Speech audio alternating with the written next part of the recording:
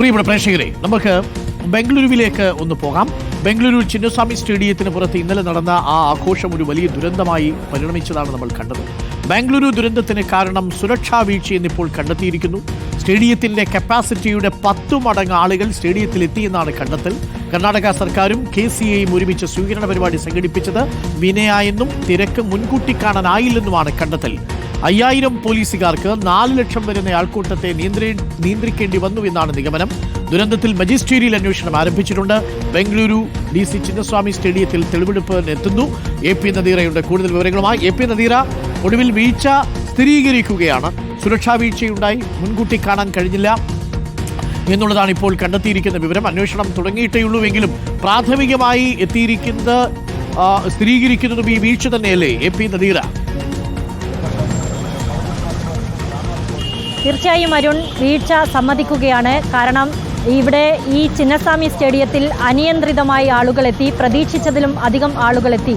അതുകൊണ്ട് ഉണ്ടായ സംഭവ വികാസങ്ങളാണ് ഈ ഒരു ജീവൻ നഷ്ടപ്പെടുന്ന ഘട്ടത്തിലേക്ക് കാര്യങ്ങൾ എത്തിച്ചതെന്ന റിപ്പോർട്ട് തന്നെയാണ് DGP കർണാടക സർക്കാരിന് പ്രാഥമികമായി നൽകിയിരിക്കുന്നത്. അതിൽ അദ്ദേഹം എടുത്തു പറയുന്നത് ബാരിക്കേഡുകൾ മറികടന്ന് ഈ ആരാധകർ അകത്തേക്ക് കടക്കാൻ ശ്രമിച്ചതാണ് അപകട കാരണമെന്ന് പ്രാഥമികമായ അന്വേഷണ റിപ്പോർട്ട് സമർപ്പിച്ചിരിക്കുകയാണ്. നമുക്കറിയാം, ചിന്നസ്വാമി സ്റ്റേഡിയത്തിന് മുന്നിൽ എന്തുമാത്രം തിരക്കായിരുന്നു ഇന്നലെ ഉണ്ടായിരുന്നത്. ഈ അപകടത്തിന് കാരണമായ ആൾക്കൂട്ടത്തെ അവിടെ രൂപപ്പെടുത്തിയത് RCB രാവിലെ 7 മണിക്ക് പോസ്റ്റ് ചെയ്ത ഒരു എക്സ് പോസ്റ്റാണ്. അതായത് ഇവിടെ വിക്ടറി പരേഡ് നടക്കുന്നു, ആരാധകരെല്ലാം വരിക, ഞങ്ങൾക്കൊപ്പമായി വരുന്നു എന്ന രീതിയിലുള്ള ഒരു പോസ്റ്റാണ് അവർ ഇട്ടത്. തുറന്ന വാഹനത്തിൽ അവരെയും പ്രതീക്ഷിച്ചുകൊണ്ടാണ് ഈ വിരാട് കോഹ്ലി അടക്കമുള്ള താരങ്ങളെയും കപ്പും പ്രതീക്ഷിച്ചുകൊണ്ടായിരുന്നു, കാണാമെന്ന പ്രതീക്ഷയിലായിരുന്നു ഇവരെല്ലാം തന്നെ ഇങ്ങോട്ട് ഒഴുകിയെത്തിയത്. ഇപ്പോൾ നമുക്കിവിടെ കാണാം, ഇവിടെ നിന്ന് ഇവിടെയുള്ള ചെരുപ്പ് അതുപോലുള്ള മാലിന്യങ്ങളുമൊക്കെ നീക്കം ചെയ്യുകയാണ് BBMP. ചിന്നസ്വാമി സ്റ്റേഡിയത്തിലെ 18, 19 ഗേറ്റിലാണ് ഞാനിപ്പോൾ നിൽക്കുന്നത്. ഈ ഗേറ്റ് ഇവിടെയാണ് 3 പേർക്ക് ജീവൻ നഷ്ടമായത്. ഈ ഗേറ്റിലാണ് വലിയ തിക്കും തിരക്കും ഉണ്ടായത്. ഇവിടെ വെച്ച് 3 പേർക്ക് ജീവൻ നഷ്ടമായി. പലരെയും വലിച്ചു പിടിച്ച് പുറത്തേക്ക് കൊണ്ടുവന്ന് പ്രഥമ ശുശ്രൂഷ നൽകി രക്ഷിക്കാനൊക്കെയുള്ള ശ്രമം നടന്നിരുന്നു. പക്ഷേ ഒന്നും വിലപ്പോയില്ല. അവർക്ക് ശ്വാസം മുട്ടി. അവരുടെ നെഞ്ചിലൂടെ പലരും ചവിട്ടി കയറി ഇറങ്ങിയപ്പോൾ അവർക്ക് ജീവൻ നഷ്ടമാവുകയാണ് ഉണ്ടായത്. നിരവധി പേർക്ക് പരിക്കേൽക്കുക കൂടി ചെയ്ത ഗേറ്റാണിത്. ഇവിടെയൊക്കെ വെച്ചിരിക്കുന്ന ഈ ബാരിക്കേഡ് കണ്ടോ, ഇതാണ് പ്രശ്ന കാരണമായത്. ഈ ബാരിക്കേഡ് വഴി ടിക്കറ്റ് ഉള്ളവരെ കടത്തിവിട്ടുകൊണ്ടിരുന്നു. ചെറിയൊരു ഗ്യാപ്പ് മാത്രമാണ് ഈ മതിലും ഇതുമായി ബന്ധപ്പെട്ട് കൊടുത്തത്. അതുവഴി അത് കടന്നു പോകാൻ പറ്റാത്തപ്പോൾ ആളുകൾ ഈ ബാരിക്കേഡ് മറികടന്ന് അകത്തേക്ക് തള്ളിക്കയറുകയായിരുന്നു. ഇങ്ങനെ തള്ളിക്കയറിയപ്പോഴാണ് ആളുകൾ അകത്തുനിന്ന് തിരിച്ചും തള്ളുകയുണ്ടായി. അവിടെ നിൽക്കുന്ന പോലീസ് ഉദ്യോഗസ്ഥരടക്കമുള്ളവർ. അങ്ങനെ ഉണ്ടായ ഉന്തും തള്ളുമാണ് ഈ മരണത്തിലും ഇത്രയും പേർക്ക് പരിക്കേൽക്കുന്നതിലുമൊക്കെ കലാശിച്ചിരിക്കുന്നത്. എന്തായാലും മജിസ്റ്റീരിയൽ അന്വേഷണം ആരംഭിച്ചിരിക്കുന്നു.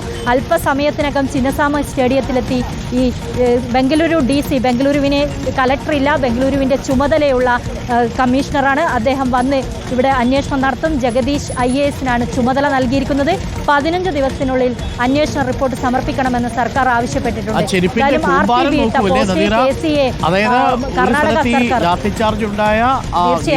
മുൻപിൽ തന്നെ ഇത്രയും ചെരുപ്പുകളാണുള്ളതെങ്കിൽ അവിടെ വന്നിരിക്കുന്ന ആളുകൾ എത്രമാത്രം പാനിക്കായിട്ട് ഓടിയിട്ടുണ്ടാവും അല്ലേ?